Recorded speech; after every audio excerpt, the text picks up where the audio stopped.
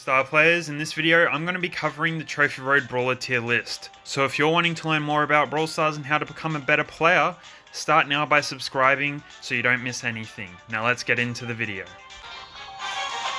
In 11th place it's going to be Shelly, because while she's really good with those earlier trophies, in the higher up trophy metas she's very weak because people know how to play around her. While she is a good counter to tanks and has a good super, it's actually her super that can shape out the map to give advantage to those brawlers which counter her.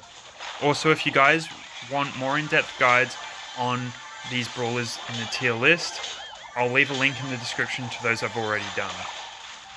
Now in 10th place it's going to be Dynamite, because he requires the player to have some sort of skill with him specifically to be relevant in any game mode. This is because of the time it takes for his dynamite to explode and the fact that he has the shortest range out of all the throwing brawlers to my knowledge.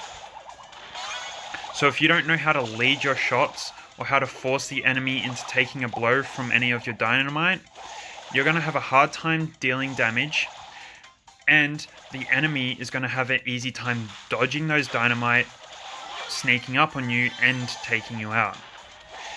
In 9th place, it's going to be Bull, because while Bull is the best and the king of heist, in every other game mode, he's either average or underwhelming compared to all the other tanks. This is because he has an underwhelming amount of health for a tank, and he's no longer the number one in up-close combat to my knowledge. It is now Daryl. And yes, Bull's gadget does help him in the health department, but compared to all these other brawlers in the Trophy Road, in this tier list, he's going to be sitting at 9th place. In 8th, it's going to be 8-Bit, because while 8-Bit is an absolute god when it comes to showdown, in 3v3 modes, he is nothing more than just a good support for the average player. This is because he's easily outplayed by other brawlers due to his lack of movement speed. You need to use his range to its maximum potential, and even when you're doing that, you can have the odd Rosa sneak up on you and try to take you out, which you can't run away from that, and that's why 8-Bit is in the 8th spot of this tier list. In 7th place, it's going to be Colt. Pure reason to why he's so low in this tier list is because of the high skill cap he requires from the player. He requires the player to be able to predict the enemy's movement patterns, to know how to focus on the enemy and see how they try to dodge your attacks so that you can follow through with their attempt in dodging. Once you can do this, then yes, Colt is a viable brawler, and what puts him in 7th is his high DPS and his amazing high damage wall breaking super. Now in 6th place, it's going to be Tick. Tick is an extremely annoying brawler to play against. Yes, he has very low health, but he has the longest throwing range compared to all the other brawlers, and he's really good at control. And that's because, as you can see here, his 3 mines allow for massive area control, or area denial to that matter. The only way to stop Tick from controlling you is by running through his mines, soaking up some of that damage, which can deal over 1,000 damage to you and charge up Tick's super.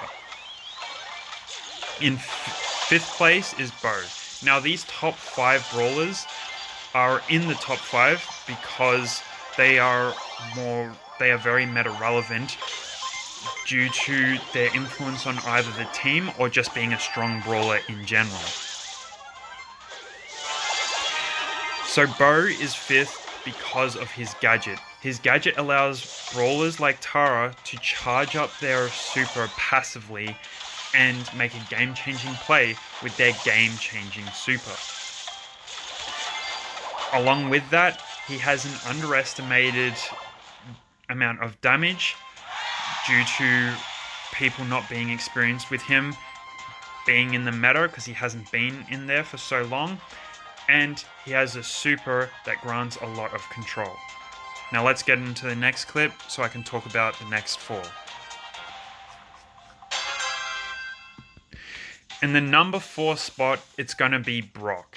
And what puts Brock in this top 4 spot is his gadget. Just like Bo, it's the gadget that influences his spot. The gadget update had a massive influence on how strong these brawlers really are, as Brock, with his, is able to cleanly avoid and escape fire, whether that be by jumping behind a wall to take cover, or just jump over the fire in general. He's also able to stun opponents to get that one more shot off, but also his gadget deals 1500 damage, which could also take the brawler out. This could make the difference between negative and positive trophies within a showdown match. In third, we now have Jessie. While you guys may argue with this, you cannot deny that she has become more meta and is extremely annoying. This is because tanks that used to just run up to Sparky when Sparky was on the map and just quickly take that turret out with taking minimal damage can no longer do that. As they go to charge at Sparky, Jessie will use that gadget to slow them down. This will allow Sparky to shred that tank. Yes, the tank will take Sparky out, but at what cost? Jessie can just come out from the wall and fire a couple of shots to finish that tank off, granting her team a favorable advantage in a 3v2 situation. In number 2, we have Nita. While this may be sort of influenced by my fact of being a Nita main, you cannot deny that she is very, very strong and at a great place in the meta at the moment. Combine her gadget with her second star power, Bruce becomes a killing machine and can take out brawlers quite easily with Nita's help, especially to make a 3v2 situation favoring Nita's team. So with Bruce, this gadget also gives him more pressure on the map. He can push brawlers back, giving Nita's team more area control, and can allow Bruce to deal more damage on the safe. And in number 1 place, we have Ems. Even without her gadget, she is still very strong, but her gadget also allows her to counter those brawlers that before countered her.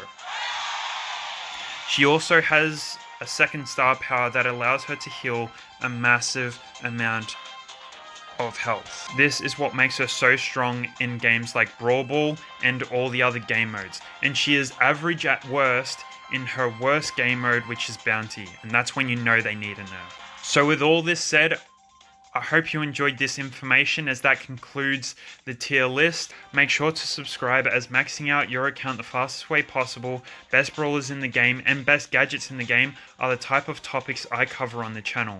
So subscribe to not miss out on any valuable information.